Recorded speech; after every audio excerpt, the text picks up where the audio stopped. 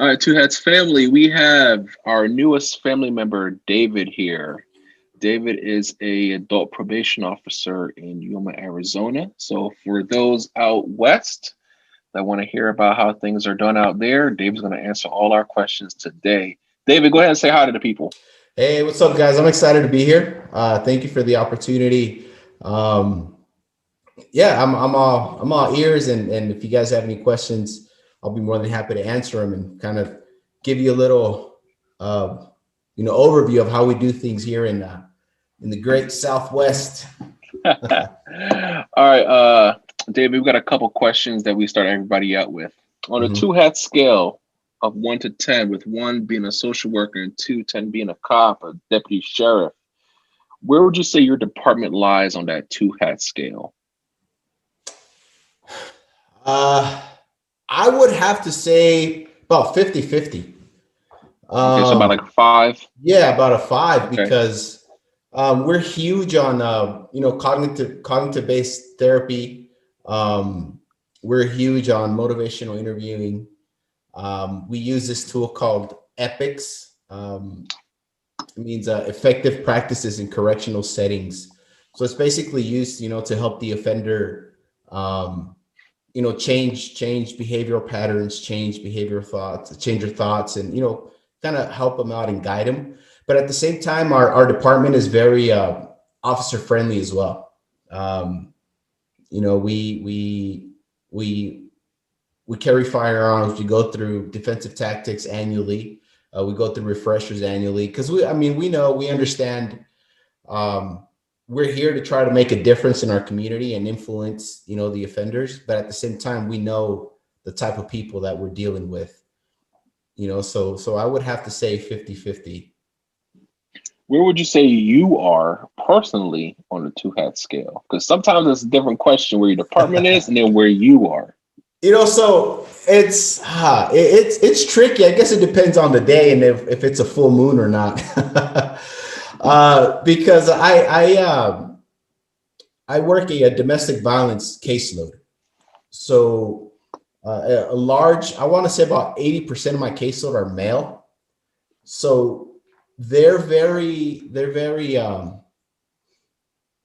how can I put this?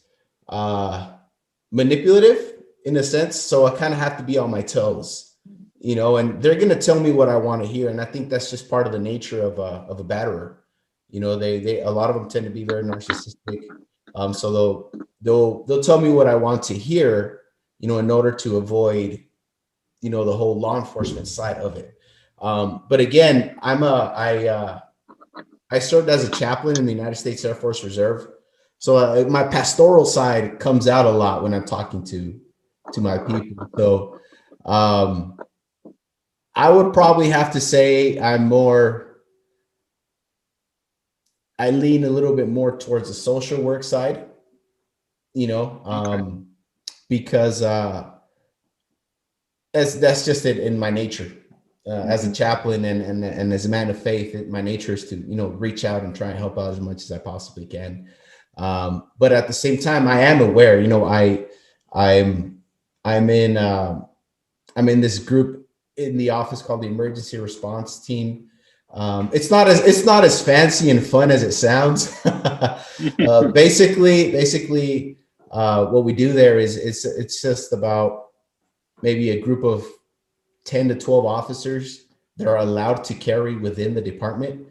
In case something goes down, we respond to that. If we have somebody that's either getting loud or getting physical or stuff like that, we're the ones to respond to that.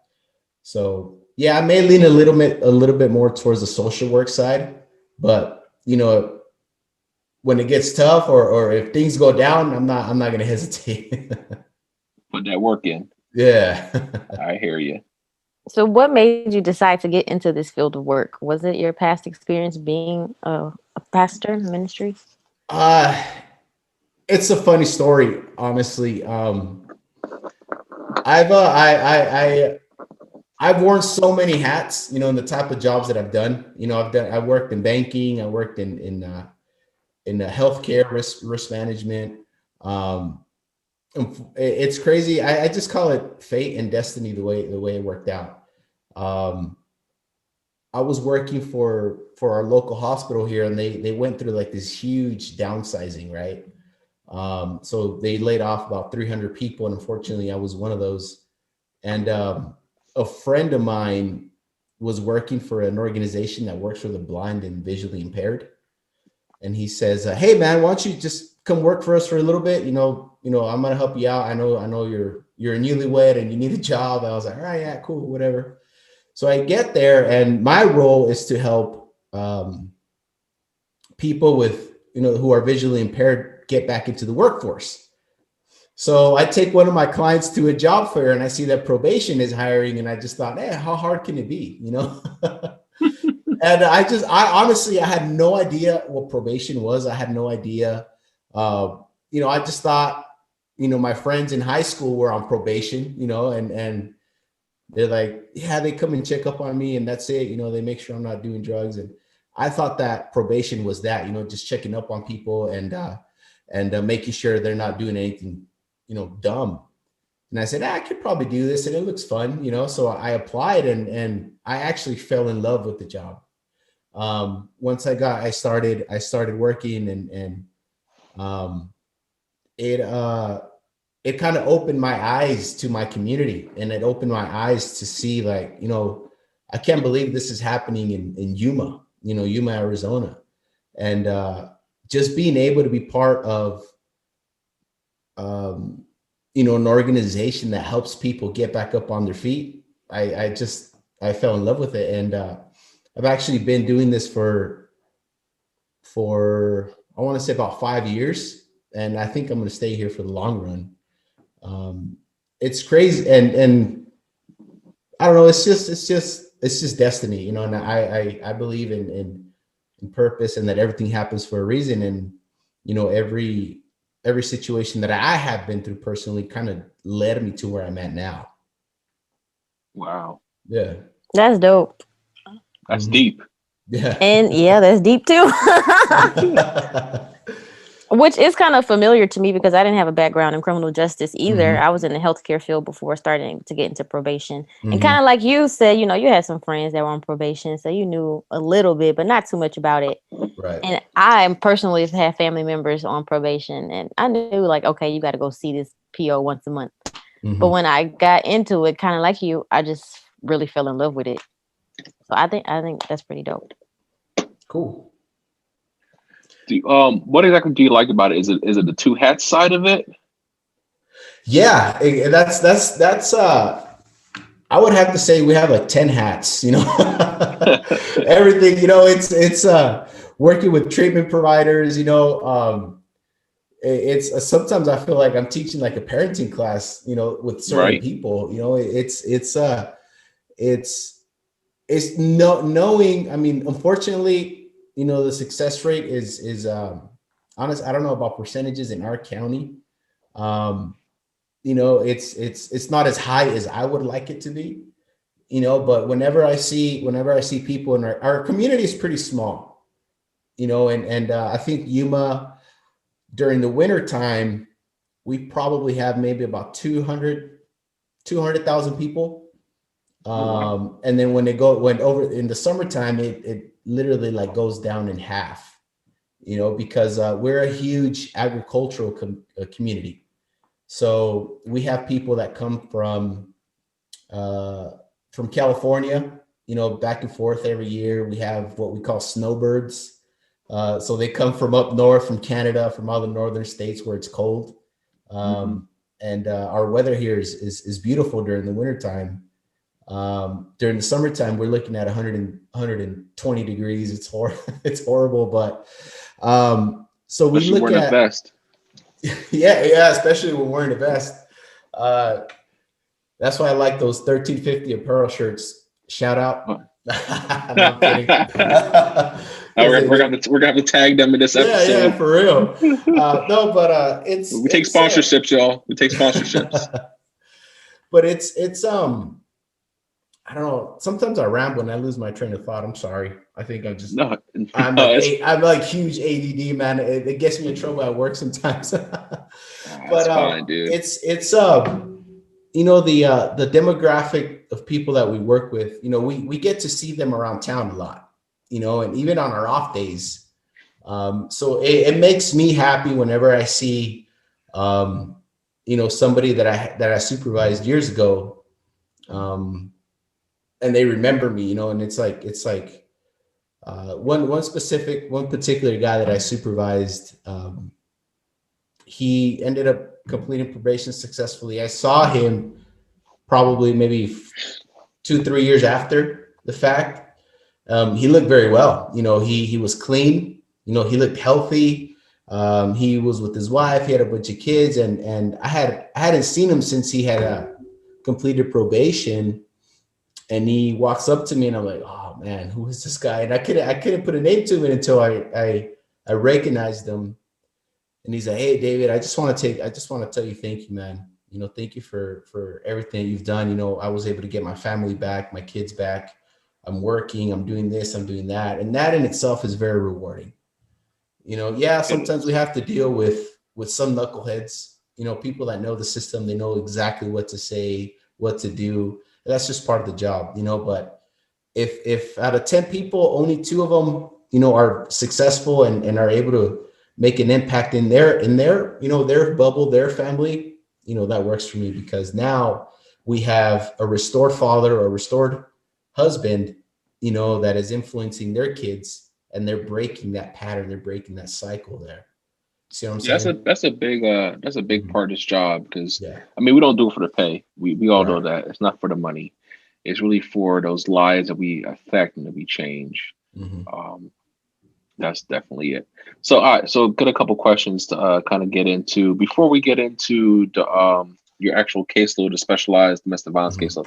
Let's talk more about this emergency response team. So we have one where I'm at, but it Hmm. sounds like our team though has the same name is different from yours.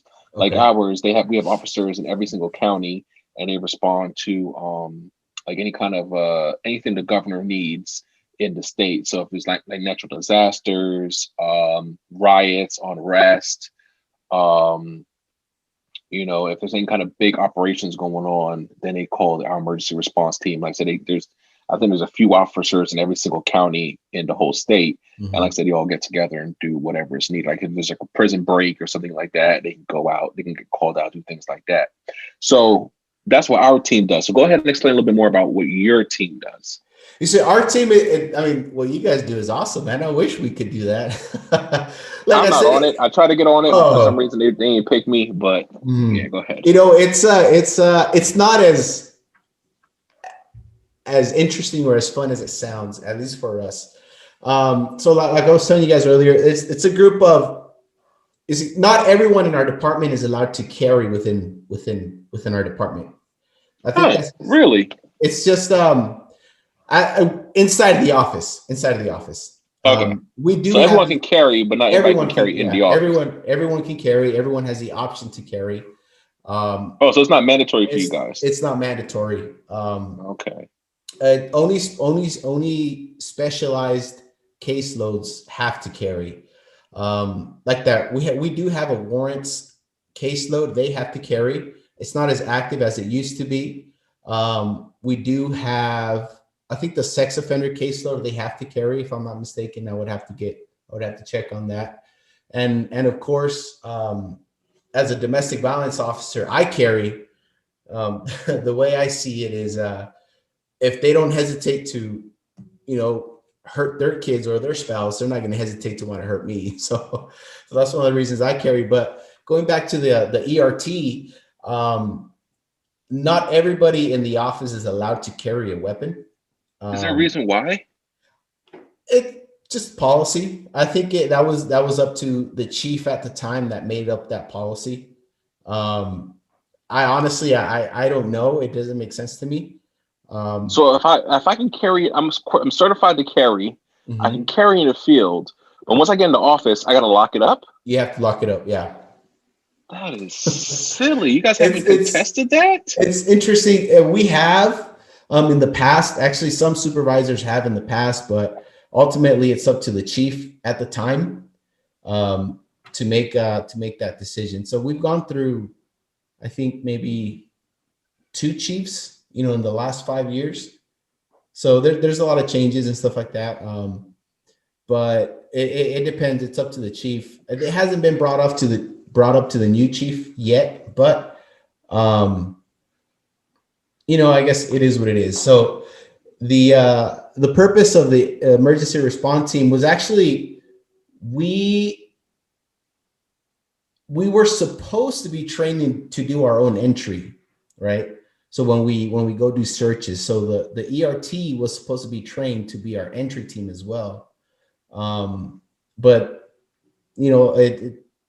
I guess we got busy or whatever, and it never got approved to do that. So one of the original purposes was for the ERT to do that, because we have a hard time sometimes with local PD to do entry on our search warrants or not warrants, because we don't need a warrant to search, but for our searches. Search. Yeah. So a lot of times we would find ourselves in situations where PD would be like, no, well, we're not going to do entry. I was like, well, we need you guys to clear the house, because we can't clear. We're not authorized to clear. So originally, part of the role of the ERT team was to do that. So right now, basically, we only respond to threats within the department. If there's ever an active shooter within the office, anybody with a knife or any fights or anything like that, or things that have, popped up within the office, people getting crazy, then we respond to that. Well, how would it work though? All right, how many people are on the team? Oh, I want to say about 10 or 12. So what happens if all 10 or 12 of you guys are out in the field? That's a great question. No, but for the most part, we supervisors are usually always in the office. Like, there's never a time where a supervisor isn't in the office, and we have supervisors on that team also. So there's always somebody in the office, that is authorized to carry at all times. So back to the original idea behind the team. So what do you guys do now then if you're trying to, execute a warrantless search on an offender? What do you guys do now if that hasn't been approved? We do use PD, but there's always something. It takes forever for them to get approval. We rely a lot on the sheriff's department.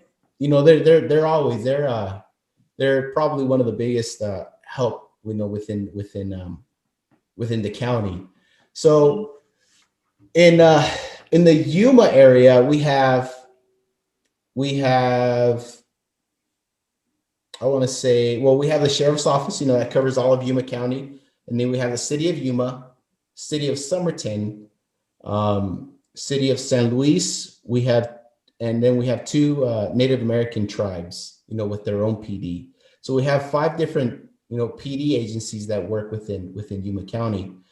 So I guess depending on their policy, I guess it determines whether or not they're going to help us clear the residents. So whenever a certain police department doesn't want to help out, or they're kind of iffy about doing entry for us, the sheriff's office is always willing to help out. And I think that comes from building that good relationship with our local law enforcement. And I don't know if you guys have ever heard about Yuma, or I don't know if you guys looked it up where in the map we are, but we're right on the border with Mexico. So we're Yuma is actually about 30 minutes away from the southern border. So we have a high presence of Border Patrol. We have a lot of U.S. Customs. We have DEA, FBI, every single federal agency that is in Yuma, because we're right on the border. So we've also built relationships with Border Patrol. They're always willing to help us out, for anything. But I guess when it comes to entry and things like that, as long as we continue to have help from other agencies, I don't think we'll be able to be our own entry team, which kind of sucks, but I mean, it is what it is. I'm just trying to wonder, like, what if you guys get into a situation where, you know, the PD or the local law enforcement is not willing to assist, or they're tied up? Because where I'm at, we do all our own stuff. Now we can ask them for assistance, or if we find something, then we'll call them in. Right. But yeah, we do all our own searches, you know, clearing houses and things like that. Hey, see, guys, that's why it's important to listen to this podcast to learn it's different, how things are different from state to state, county to county, department to department. Things are different. So that's real interesting, because I'm just trying to figure out how does the because if you guys are trying to do a warrantless search and you call local PD to assist, I can see them saying, well, that's a Fourth Amendment issue for them, because they need to have warrants in order to enter, you know, a private residence, where opposed to, as long as they're on probation, you guys can do it. I don't know how your laws are in Arizona. Where I'm at, our conditions of probation say that they are subject to warrantless searches by probation and law enforcement. So law enforcement is covered, but normally it's more of they're assisting us with a search. So I'm just curious, how are the laws or the rules in Arizona when it comes to warrantless searches? It's very similar to actually, I want to say it's the same, you know, the way you guys have it. The way it's worked in the past with us, whenever we do a search and we start finding a lot of contraband or weapons or whatever, like we'll stop the search, and then we'll call either the narcotics task force or whatever local PD, and we'll let them know, hey, this is what happened, this is what we found, do you guys want to take over? You know, and then but technically, wouldn't they already be there, because you need them to help you clear the building, right? They'll clear and then they'll leave, and then they let us clears and just make sure there's no extra bodies in the house. Yeah Okay. Yeah, so they will clear for us, but sometimes we do run into, you know, certain agencies where like, you know what, we need a warrant, or we don't feel comfortable clearing for you guys. I mean, I can totally understand. I can totally understand their position on that. Yeah. Which we don't get upset or anything, because we understand. You know, you got to follow policy, or else, you know, you got some county attorneys or district attorneys that'll chew us out. You know, so, but yeah, no, it's the way we do it here is, especially if it's a probation search, they'll clear for us. They make sure everything's safe. Then a lot of times, sometimes they stay, other times they just leave, because they're also understaffed and overwhelmed, you know? So they're like, if you guys find anything, call us. You know, sometimes we hit the jackpot, and then we'll call them back and they'll take over, and then we're done. You know, we'll follow the violation of probation warrant and on to the next one. So would you guys stay outside while they clear? Yeah, basically. Wow. Yeah. Okay. Yeah, they get to have all the fun. Okay. Yeah. All right. So good to know, guys. So this is basically, let me just kind of walk you through an example of a search. Let's say we go to someone's residence, you know. As soon as they open, we have to go and knock, right? We have to go and knock and announce, hey, this is Officer Reynoso with probation. They'll open the door. You know, we just get there like as if it were a routine, you know, field visit. As soon as the door is open, we just reach in, grab a person's hand and pull them out, cuff them up and say, this is a probation search. And as soon as we do that, as soon as the door is open, as soon as we set foot in the door, then PD or the sheriff's department comes in and they clear the rest of the residents. And as they're clearing and pulling bodies out, we're at the door cuffing people if we need to. That's as close as we get for a search, but we don't really go from room to room clearing. They do that for us, because we're not allowed to. That's a policy thing, right? Not a law thing. It's a policy thing, yeah. Is it just chief is just scared of you guys getting hurt or something? I honestly, I don't know. It's just a policy thing. I don't know if it's one of those things where it's been this way for the longest time and it's been working for us, so why change it? I think that's what it is. Because I know,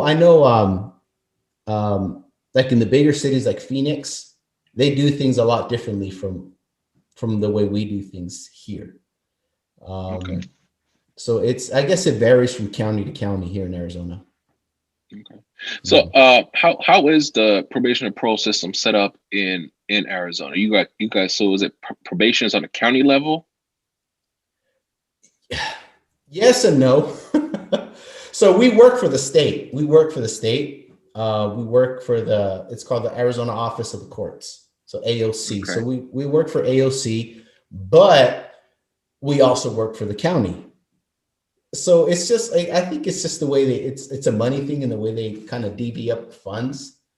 So probation is separate from parole. Okay. So, because we have the Department of Corrections, which is its own entity, and then we work directly under the Superior Court. Okay. Here. Yeah. So each Superior Court, has its own, or each county has its Superior Court. So we work under the Superior Court for that county. But since the Superior Court is under the state, it's I really don't know how to explain it, but we work for the state. We're state employees and we're also county employees. I don't know if that makes sense. Yeah, that does make sense. That's how my department was too. Yeah. Okay. And then in DOC, they have the parole. The parole is under DOC. Yes. Okay. Do you work with them often? Not really. I've communicated with them a few times, with certain parolees that want to live with our probationers and stuff like that. But other than, going out and doing searches, not really. We really don't, unless it's directly related to probation, then there's probably a handful of times that I've worked with parole.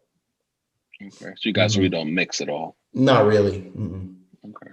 When you get hired on for your department, how intense is that interview process? A lot of people want to know that. For our department, I guess it depends on how confident you are. It really is, because I think a lot of people still have this idea that probation is very, very law enforcement driven.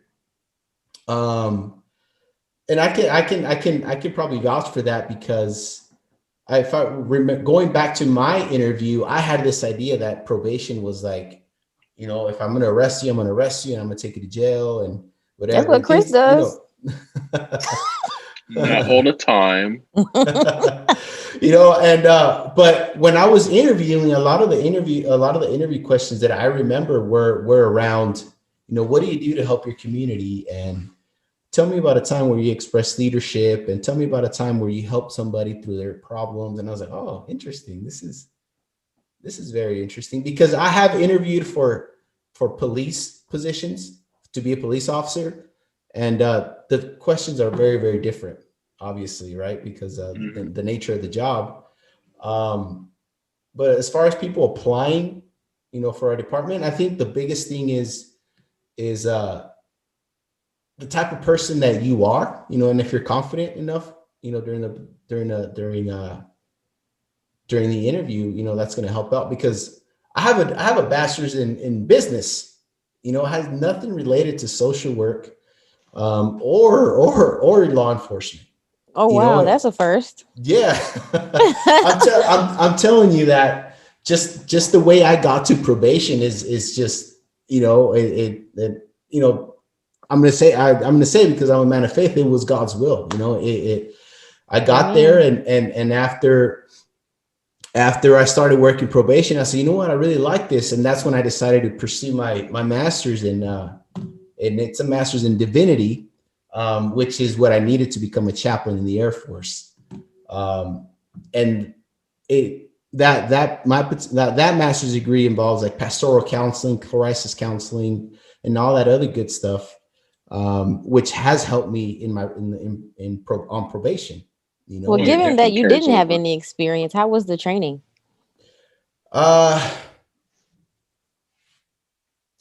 Not difficult if that's what you're saying. It was an eye, like I said, it was an eye opener for Was it me. a structured type of thing, like a 1 week class, 6 months? We have a 2-week probation officer academy.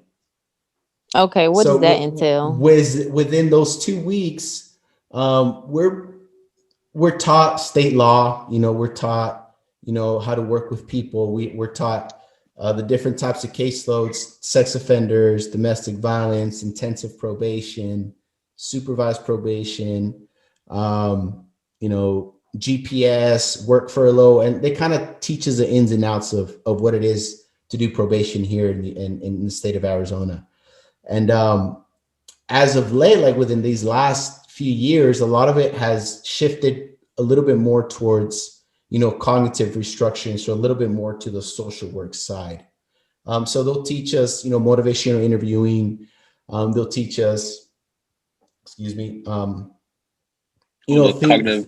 the cognitive behavioral intervention stuff, the CBI Yeah, stuff. Yeah. yeah. So they'll teach us a lot of that stuff. So it's you know, it's not difficult. It's not extensive as like a regular police academy would be. So we do a 2-week probation officer academy, and then if you wanna be a firearms carrying officer, we do a 1-week academy for that. And then if you want to be we go through a 1-week defensive tactics academy. So overall, you know, as a new officer, it would be maybe about 4 weeks training. Oh, cool. Do Mhm. you do all of those consecutively or kind of spread out? It depends on the county. So I think it's for our county, it's kind of spread out depending on the availability. Bigger counties, I've heard that they've done it, you know, all consecutive. Okay. Are you able to Yeah. start working while you're still waiting to take those academies or those classes? Yeah, actually, it's the way our department has done it in the past. They'll allow the officers to work for up to a year before, or they have a year to complete the academy. So newer officers can be working as a probation officer. You know, they get sworn in and everything before even going to the academy. Okay, Mhm. nice. Mhm. So are they just like doing a lot of shadowing during that period? Or they actually have an actual caseload and they kind of just No, throw them to you the you wolves? you have a you get a caseload. You get a caseload, Wow. That's and how it was back it's in PA. It's like oh how it was back man, in PA, I man. As soon remember as I you started, remember here's your caseload.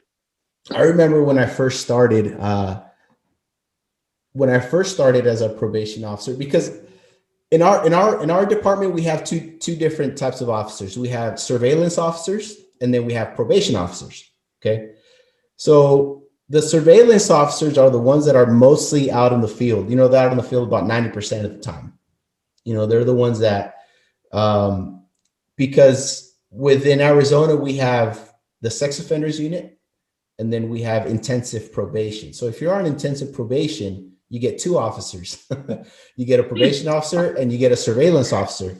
So the surveillance officer is the one that goes out on the field and, you know, checks up and reports to the probation officer. Hey, so and so is doing this. I found this, and that. And then the probation officer is the one that kind of, you know, determines what they're going to do next, you know, with this particular offender. So I started with the probate with as a surveillance officer. I was a surveillance officer for about maybe 4 months, and then I promoted to probation officer.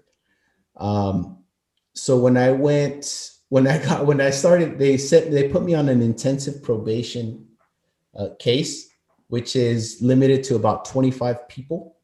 But we have to see these people at least 3 times a week at home. Oh wow. Right? Yeah.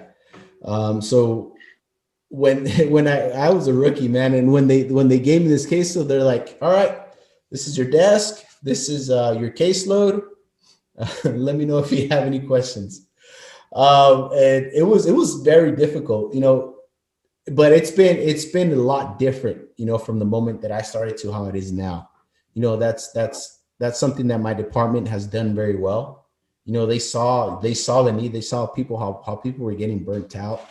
And they saw how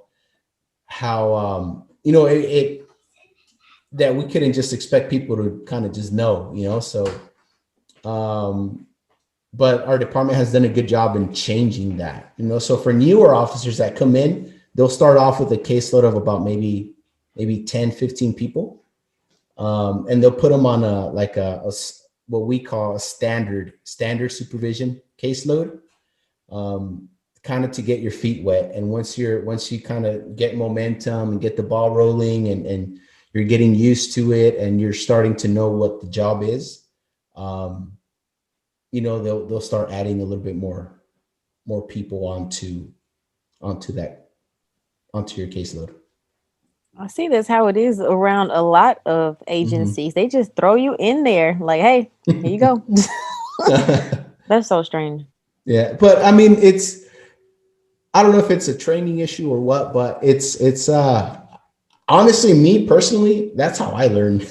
Right. A lot of people learn the job on the job. You just have to do it. Yeah. And I actually, I like learning that way. I like taking the wheel, and driving and be like, all right, just tell me where everything's at, and tell me, what I can do or what not. Just tell me what not to do, and then we'll go from there. That's the thing when you're going through probation. As you're working, you learn things that you shouldn't do. Like some you didn't even think about is going to come up, and you're going to be like, "Dang, I wish somebody had told me that." But you would never get to it unless you went through it. Right. It's weird. Right. Yeah, a big part of this job really is, I think they give you the foundation, but it's your personality, and how you address things that kind of dictate how the job is. Because like I said, every officer is different. Every officer does the job differently within the parameters of policy and the rules and everything. And that's kind of the great thing about this job, is that you really can be yourself as long as you're doing the job and you're within policy. So, because like I said, there's some officers I work with that are real, on the 2 side of the scale. And I got some officers I work with that are on the 8 side of the scale. But as long as they're within policy and all the boxes are getting checked and all the supervisions are happening, then they're fine. You can do the job pretty much however you want. And even back in PA, where we've been a juvenile officer, it was even way more than that. Because like I said, there was officers that rarely ever left the office. I don't know how they even saw their juvenile offenders. And there's people that were never in the office, always out in the field. And as long as you're doing the job, nobody really says anything to you. And you know what? It's so true what you're saying, because we have to go out. We have to go out and see people. We have to see them in their environment, obviously, and it's scary sometimes, because I've when I inherited this caseload that I'm currently on, I started doing field visits, and I started, and people were some people were like, "Why are you here?" I'm like, what do you mean? Why am I here? Well, you're on probation. I'm a probation officer. What do you mean? Why am I here? Well, my other PO never came to come see me. I'm like, oh, yeah, I've gotten that too. It just kind of makes you cringe a little bit. But you know what? So I would just tell them, well, get used to seeing me, because you're gonna see me a lot more often. And some people didn't like it, but I mean, it's just part of it. It's part of it.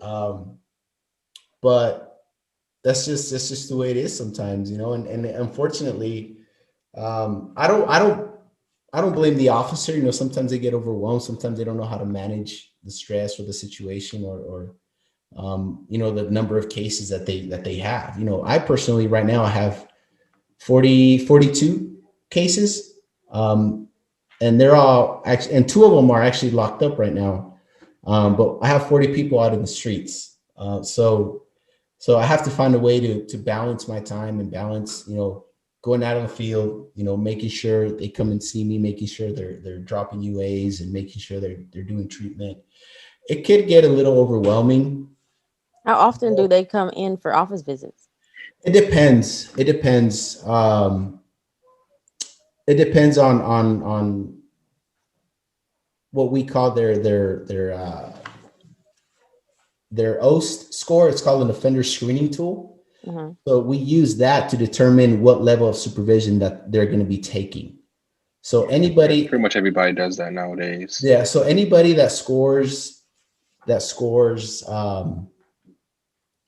over, I want to say a 17, if I'm not mistaken, they're considered a high risk offender. So they would see me once a week, or not once a week, once a month in my office, and then I'll see them once a month out in the field or out at work or out at their homes, wherever they are. If they score, kind of a medium risk, then I'll see them once every 3 months in my office. And then the month let's say I saw them in my office this month. So next month I'm going to go see them out in the field. And then the following month I'll get like a collateral, what we call collateral contacts. I'll contact treatment to make sure that they're going to treatment. Then the following month, they'll see me in the office, and I kind of just rotate my caseload. That way I'm not getting, 40 people in the office, that month, or I have to go out and see 40 people in 1 month. It's because it could get a little chaotic sometimes, especially when people start violating. Oh yeah, oh definitely. When it rains, it pours. I'm telling you. I figure with your caseload, you would see them in the office more often. Mm-hmm. It still depends on the level. It depends on the level, Okay. and for the most part, the people that score higher, I do kind of keep a tighter, like a tighter grip on them, because they're on for pretty serious stuff, and at the end of the day, if something happens and I didn't address it before, then it falls on me, so Yep. I'm not about to I tell my people, I'm like, look guys, I'm not going to talk to you like a child. I'm not, because you're an adult. I'm just going to be straightforward with you. I'm going to treat you with respect. But if I have to address something, I'm going to tell you, and I'm going to be straightforward with it. And for the most part, they're cool. They're cool with it. Because I established that, that respect and that ground from the very beginning.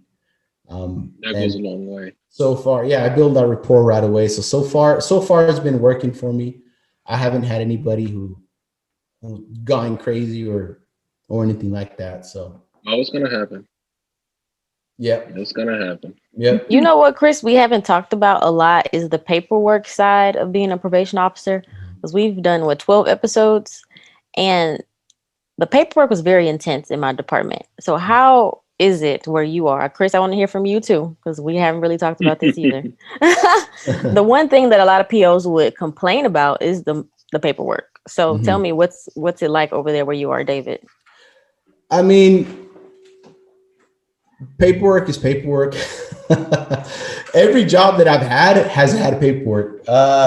So I kind of knew coming into it that there was going to be a lot of paperwork, especially when they told me it was a case management job. I want to say about 80% of my time is spent doing paperwork. Exactly. Yeah. Yeah. Yeah. It's I can't tell you this. I'm really good at writing reports. Oh, definitely. Yeah. So,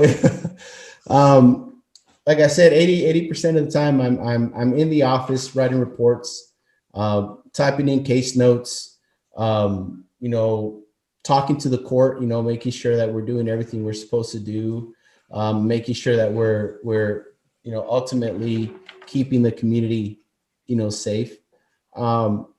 But honestly, I'm not really bothered by the paperwork. That's just me personally. It can get annoying sometimes, but. Do you have to draft court documents like motions? Yes. Okay. So go ahead.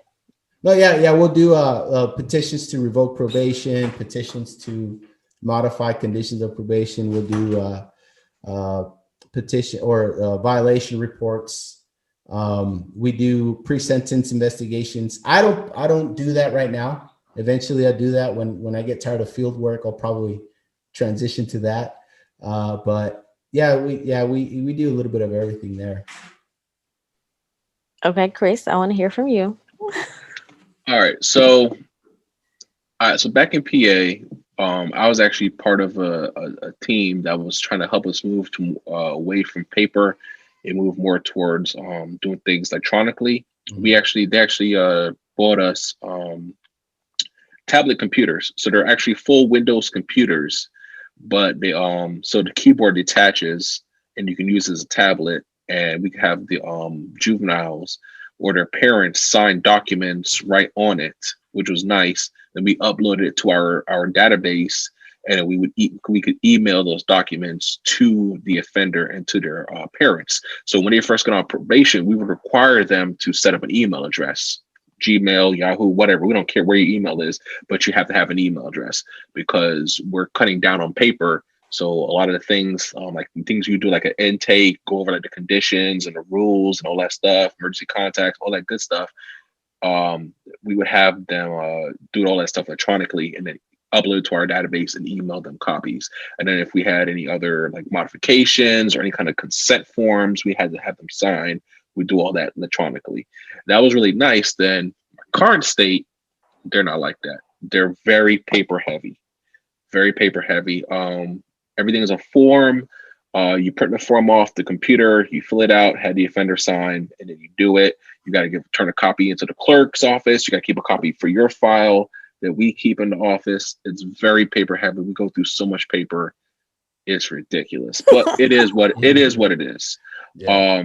But the computer work, like you said, is a lot. Our computer system that we use, our offender management system, constantly having to put notes in. When we have our monthly appointments, there's like a separate software we use just for that. So there's a software we use for our narratives, our case notes. Then we actually have our monthly appointments with the offenders, a separate system that we use where it logs all that stuff. There's a bunch of standard questions that we have to ask and go over with them. And it can be a lot. It can be a lot. I'm fortunate that the position that I took over, the drug court position, came with a laptop. Most POs don't have laptops. I'm going to say only a handful of POs actually have laptops. Most have a desktop in their office.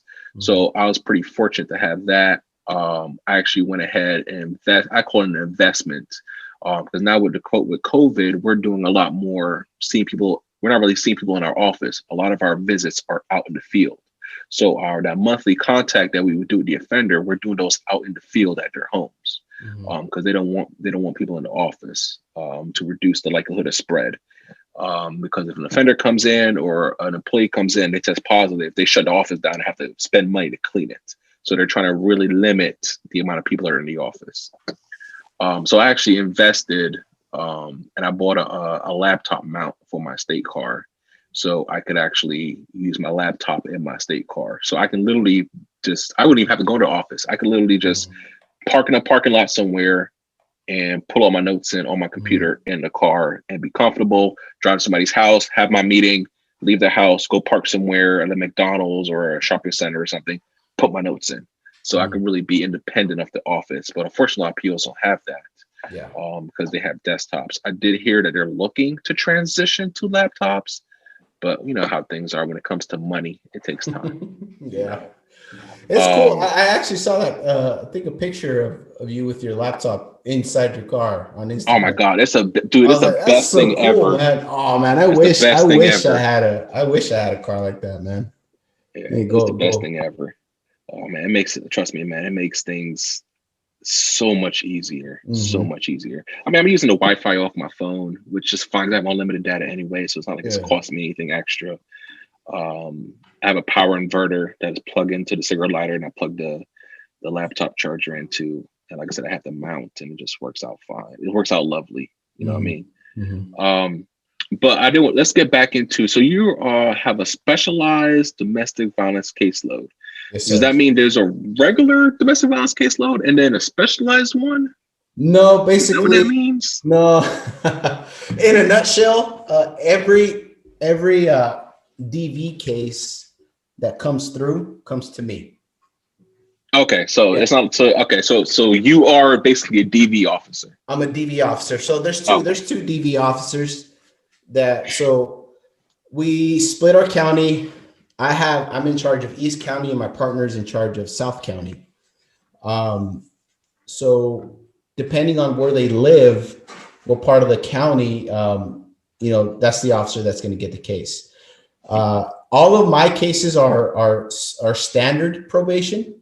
I don't get any intensive probation DV cases. Is there somebody that does get that? Yes, it just goes to an intensive probation officer. There's no Okay. there's no specialized intensive probation DV. So an intensive probation officer can get they can get any case that gets placed on intensive, with the exception of sex offenders. There is a specific sex offender caseload with IPS and standard supervision. Okay. Let's go ahead and let's tell the family more about being a domestic violence officer. So what all does that entail? A lot of times I have to be the bad guy. I have to tell them, no, you cannot live with your girlfriend right now, or no, you cannot have access, or you cannot live with your parents right now, and things like that. And that's probably the most difficult part of it. Because they're the victims. Yes, and the most difficult part of this caseload is when the victim is allowing the offender, to reside with them, or they're constantly calling me and saying, I need them back at the home, or I need this, I need that. They're the sole provider, and that's probably the hardest part of my job, is telling them, I'm sorry, I can't do that. And they don't understand that. To me, they see me as the bad guy because I'm separating them, but at the end of the day, it's like, if I allow this person to go back home, he's beating you like 6-7 times. Mm-hmm. He's not going to stop. And if he does it again, then it's my fault. And I'm not about to put myself in that situation, and that's probably the hardest part of my job. Has that happened before? It happened. Yeah, it's happened. That you allowed them to stay there? There's exceptions. I have made exceptions, especially if I see somebody that started treatment prior to getting sentenced, and I'll get intel from the treatment provider and see how they're doing there, and then I'll do my research before I say, yeah, it's okay for you to live at home. Obviously I take a look at their criminal history and to see if they have a violent nature or whatever. I'll make exceptions sometimes, and it's difficult in that sense where you kind of have to have that thick skin and say, nope, not today. That would be so hard for me. Yeah, it's no, it's again, my pastoral side wants to come out and give them the benefit of the doubt, but at the same time, you stabbed this person 4 times, and then, things like that, it's you chase them around the house with the machete, it's like, oh man. Oh my God. Yeah. I have some very, very interesting cases where I'm like, why aren't you in prison right now? That's what I'm wondering right now. Chasing somebody with a machete. Mm-hmm. Dang. Okay. Yeah. With domestic violence, do you find that there's cultural differences that play a big role in the offender's attitudes towards it? Yes, and let me tell you why. I'm Hispanic. I'm Mexican. I grew up in the border. I grew up eating freaking tacos and tortas and all that other rolling my R's. So hungry. So a lot of my culture, we tend to be very, very macho, unfortunately. I think my generation is kind of changing that a little bit, but my parents, they have this idea that, the man of the house can do whatever they want. You see what I'm saying? So, and if it means beating the snot out of the wife or beating the snot out of, the kids, that's just part of it. He's the man, he's the dominant person, and we have to respect that type thing. So I run into that a lot, especially with the older offenders. The younger ones, not so much. But I think culture has a lot to do with it, and it's kind of scary because those are probably the hardest cases I have, people that think that way because they don't see anything wrong. One particular case, a Native American individual, he was in my case. I was just overhearing the conversation he was having with my partner, and he literally said, well, things got a little out of hand, and I choked out my wife and she passed out. What happens sometimes. Just real matter of factly. Yeah, and then my partner, a Thursday. Yeah, exactly. And my partner's like, no, that doesn't happen. He's like, and then oh my goodness, I didn't know whether to laugh or be angry because he literally said, what? Don't act like you've never choked out your wife. And my partner was like, no, I have never choked out anybody, let alone my wife. And that was so normal to this guy that it's like, and they didn't see, very, very narcissistic, but they didn't see where they were wrong, and that's and I think that has a lot to do with the culture and how they're raised and what they're raised to believe or think. Are there special conditions that they have that regular probationers don't have? Yes, they do. They have these special conditions are primarily built around protecting the victim. They're not allowed to have contact. They're not allowed to drive, around, where their victim resides. They're not allowed to have like surveillance equipment at home. It's very, they're also very treatment driven. I have to be able to have access to their treatment plans and their treatment providers and have that one-on-one communication with their case managers and stuff like that. So yeah, there's a specific set of conditions for our offenders. Where I'm at, a big part of because I've never had a domestic violence caseload, and I don't think it's a caseload that I personally could handle. Sex offenders, domestic violence, or those are just two caseloads I know I couldn't do. I just don't think I have the mentality for it. But I know here, because I've never been a DV officer, but I know talking to the DV officers where I'm at, a big part of what they have to do is the offenders aren't allowed to have firearms or ammunition. So a lot of what they do is they have to do random searches to make sure that they're not in possession of those things. Is that something that you guys have to deal with? Oh yeah, that's actually one of our standard conditions of probation. No, they're not allowed to have firearms or any deadly weapons or ammunition or anything like that. But yeah, we'll do, especially if there was a firearm involved in the offense. I'll do cursory searches every once in a while. Open drawers, making sure that that they're not in possession of any firearms. Actually, right before Christmas, my partner hated me for this because the day before Christmas break, it was about 3:00 in the afternoon, 2 more hours, and then we're off for Christmas break. We go do a walkthrough, and I find a box of live ammo in one of my guys' house. I'm like, oh, great.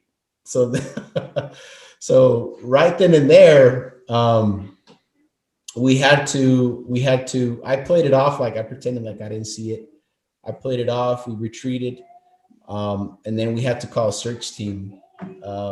And it was really hard because, during the holidays, you're running on a skeleton crew, so there's no one, everyone's on vacation. So we were trying to, kind of get pull officers from all over the area to see who was able to get there. So we ended up we didn't find a gun. We just found a bunch of ammo boxes and then we kind of left it at that. But Yeah, and Was that a violation for him?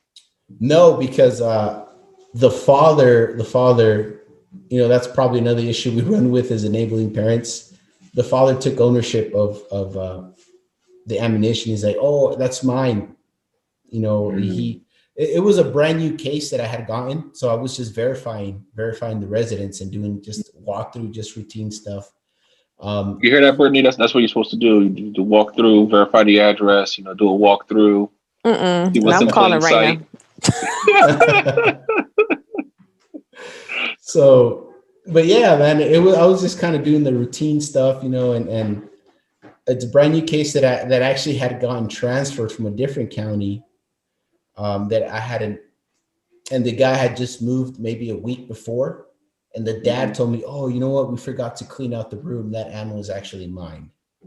So I'm like, all right, and we asked, I was like, can you show me? Because he said he did have a safe and he did have ammo and stuff like that and guns that nobody has access to.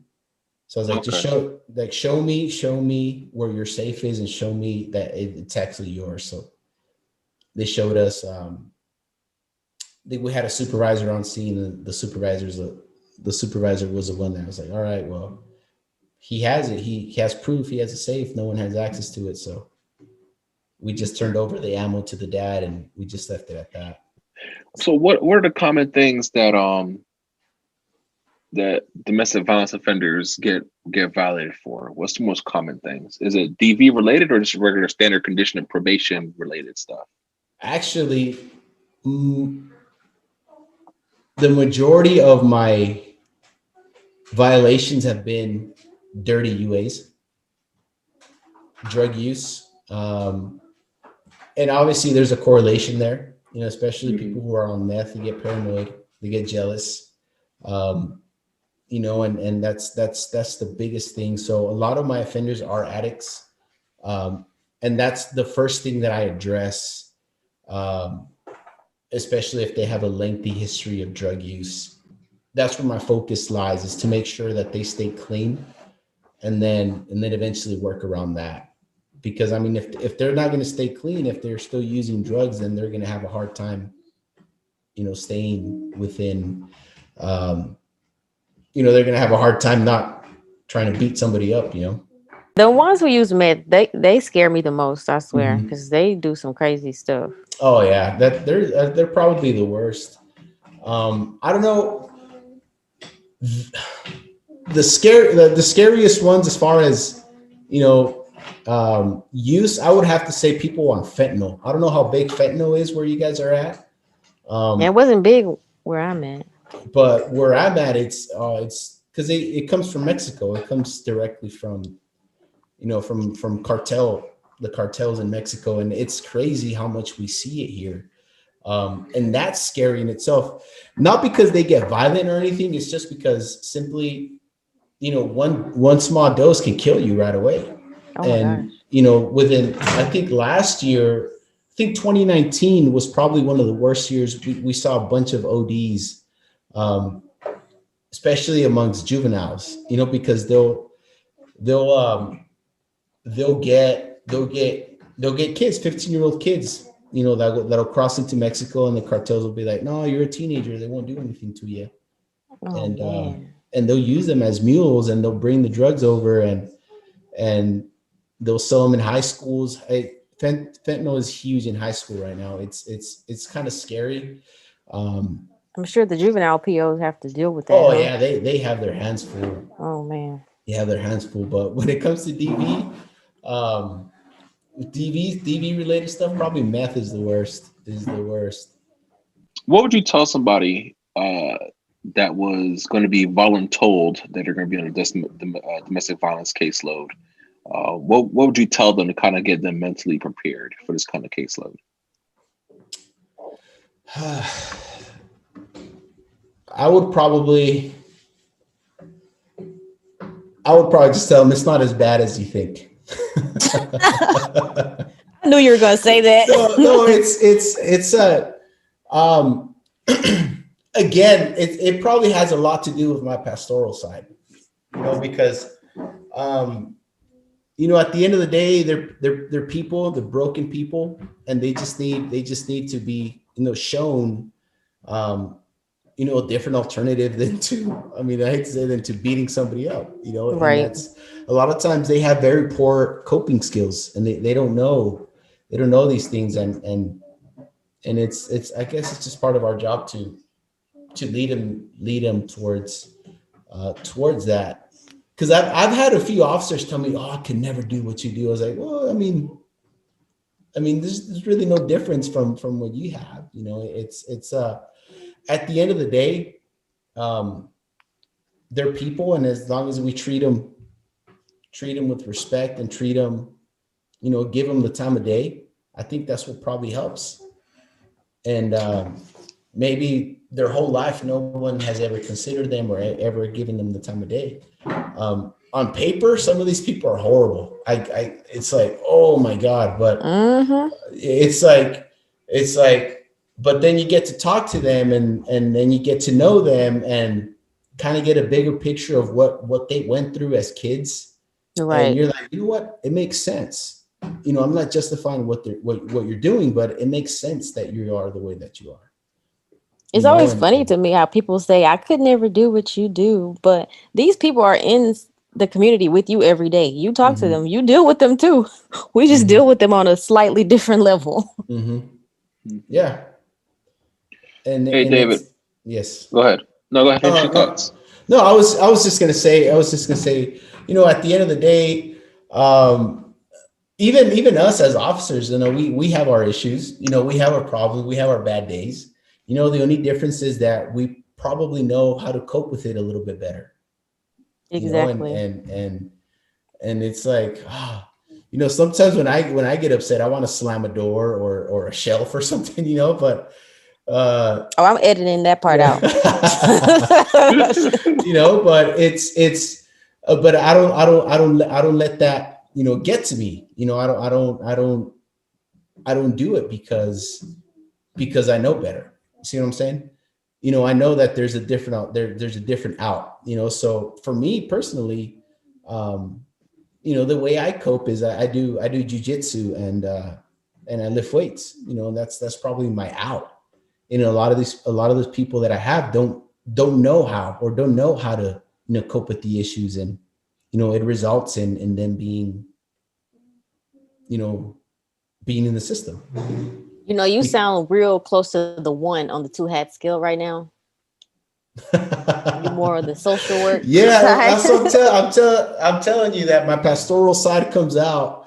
I just wear my heart on my sleeve for some of these people, but don't be mistaken. I will throw down if I have to. Okay, we hear you. Yeah, I will throw down if I have to. And it's and that's what I tell. I get made fun of a lot at work. Oh man, why don't you just give your people hugs and stuff? I was like, if I could, I would. But at the same time, ooh, that's a hard prayer right there. That's a hard prayer. I said, but at the same time, a lot of my fellow officers know that I have their back. Right. And when something's gonna go down, they're like, "Hey, David, I need you to come help me out. This is going down." I was like, "Hey, let's do it, man." That's I know exactly when to switch hats. It's something that I tell the officers that I'm closer with in the department is when they're about to go out in the field, I'm like, "Hey, man, be safe, and remember, don't hesitate." And that's always something that I take with me every time I leave home. Don't hesitate. Don't be complacent.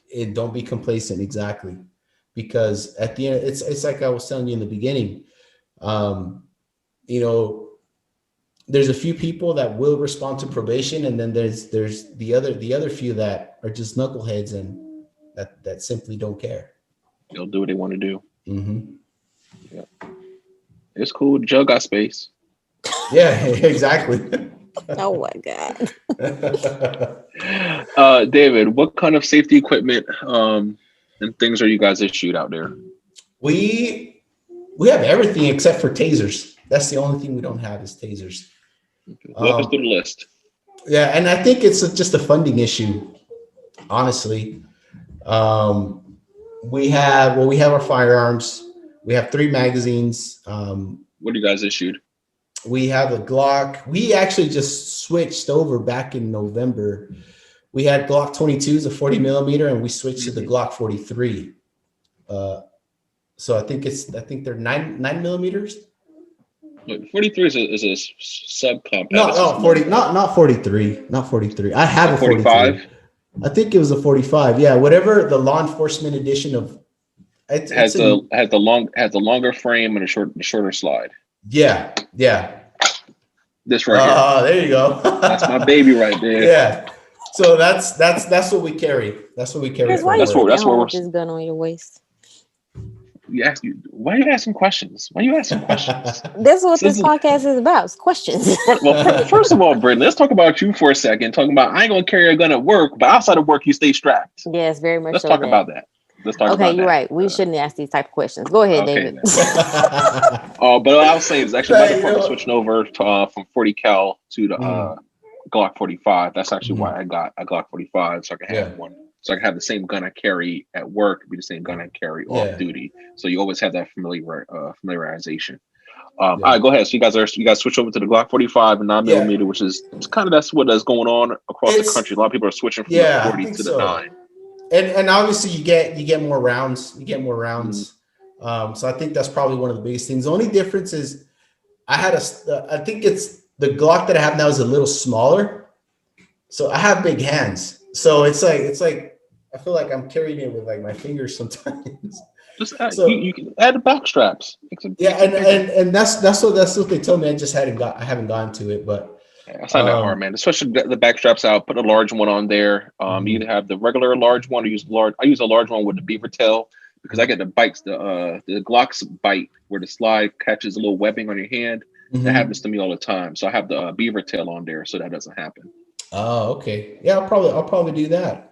Yeah, it'll make it easier for you to it'll be more comfortable for you to shoot, and easier to carry. All right, so you guys have the Glock. What else you guys have? Glock. We got batons. We got in our OC spray. Like I said, the only thing that me personally, I carry a tourniquet on my vest. I carry my Narcan just in case, and I have two sets of handcuffs. And you guys wear your body armor on the outside or the inside, or do you have an option? Outside, yeah. Do you have the option of wearing it underneath your shirt? No. We all get outer carriers. Okay, cool. My second question was, how well do you guys work with local law enforcement? Because I know some agencies it could be hit or miss. So how do you guys generally work with PD and SO? We work very well, actually. We have a very, very good relationship with all the local agencies. Other than, what I was telling you guys earlier, sometimes that's probably the only issue. But as far as communication goes, we understand the importance of, having that rapport with our local agencies, because at the end of the day, we can help them out and they'll help us out, and I think that's really important. And then like I said, Yuma is a small community, so we have friendships and we have friendships everywhere in all these agencies. So just stay safe, stay focused when you start getting overwhelmed, because you will get overwhelmed. You will get stressed out. Just remember why you're doing what you're doing, and that's probably the biggest thing. That's what gets me up in the morning, making sure. And that's why I'm happy to go to work. Obviously, the camaraderie that I built within the department with the other officers. But at the end of the day, if we can make a difference in one person, that'll just create a ripple effect. And that's what we're about. All right. All right, family. Definitely take everything David said to heart about this field. And hey, thank you again. And you be safe out there in these streets. Yeah. Thank you for having me. And likewise, stay safe. And as David was saying, about 1350 Apparel, they do make great probation shirts that say probation on them. They're moisture wicking. They are great for the summer when it's hot, especially wearing underneath the vest. So definitely 1350 Apparel. If you guys are hearing this, I'm giving you guys a shout out. definitely send us a DM. We can talk something. Thank you so much, David, for joining us on today's episode. You guys, please go and follow David on Instagram at David Reynoso. He didn't tell me to tell y'all that, but I'm telling y'all that. And make sure you follow the Two Heads podcast. And this is Chris, the Tactical Probation Officer, and Brittany, your favorite PO. And I'll see you next week.